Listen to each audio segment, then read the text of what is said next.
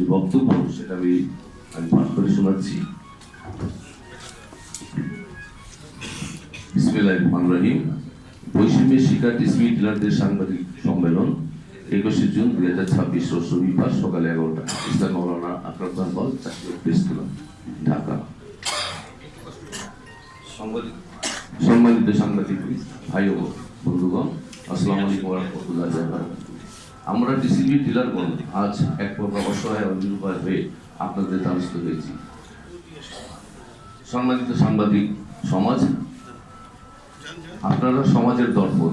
অন্যায় অনিয়ম, বিশেষ করে দুর্বলের উপর সবলের অত্যাচার, হয়রানি, অনিয়ম, নিষ্ঠুর নির্যাতন, জাতীয় সংবাদগুলো আপনাদের লিখনের মাধ্যমে যথাযথ কর্তৃপক্ষের নিকট তুলে ধরার জন্য আপনাদের সমিতি বিনীতভাবে প্রার্থনা করছি। ট্রেডিং কর্পোরেশন বাংলাদেশ টিসিবি কর্তৃপক্ষের রোষানলের ফলে ডিলারগণ আজ অমানবিক ও মানবেতর জীবনযাপন করছে। টিসিবি ডিলারগণ আইনগতভাবে সঠিক থাকা সত্ত্বেও বিভিন্ন বাহানায় কর্তৃপক্ষ দীর্ঘদিন ধরে টিসিবি ডিলারদের উপরে নির্মম নির্যাতন, অত্যাচার ও হয়রানি অব্যাহত রেখেছে। সম্মানিত সাংবাদিক ভাই ও বোনেরা, আইনগতভাবেও টিসিবি কর্তৃক দফায় দফায় সৃষ্ট নীতিমালা ও বিধিবিধান অনুযায়ী ডিলারগণ যে সঠিক এবং ডিলারশিপ প্রাপ্তির যে হকদার তার তথ্য সহকারে আপনাদের সঙ্গে তুলে ধরছে।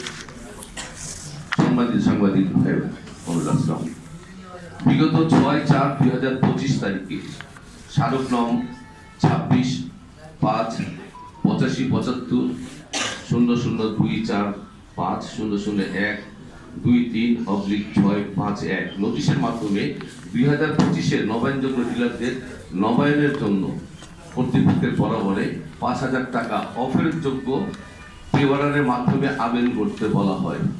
যদিও আমরা পুরাতন ডিলারগণ টিসিবির স্থায়ী ডিলার হিসাবে নতুন করে আবেদন করার কোনো প্রয়োজন ছিল না, তারপরও কর্তৃপক্ষের নির্দেশনা মোতাবেক আবেদন করি।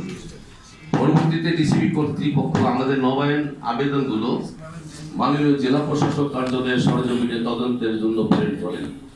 জেলা প্রশাসক কর্তৃক নিযুক্ত ম্যাজিস্ট্রেট, নির্বাহী ম্যাজিস্ট্রেট, প্রধানগণ এবং এসিলেন্ট কর্তৃক আমাদের দোকান প্রতিষ্ঠান সরজমিনে তদন্ত ও সকল প্রকার ডকুমেন্ট কাগজপত্র পুঙ্খানুপুঙ্খানুভাবে যাচাই বাছাই করে যাদের সবকিছু সঠিক পেয়েছেন সেই সকল ডিলারদের ডিলারশিপ নবায়নের জন্য জেলা প্রশাসক কর্তৃক টিসিবি কর্তৃপক্ষের নিকট সুপারিশ করে এবং উক্ত ডিলারগণের সাথে নবায়ন চুক্তি দ্রুত সম্পন্ন করার জন্য টিসিবি কর্তৃপক্ষের কাছে অনুরোধ করে।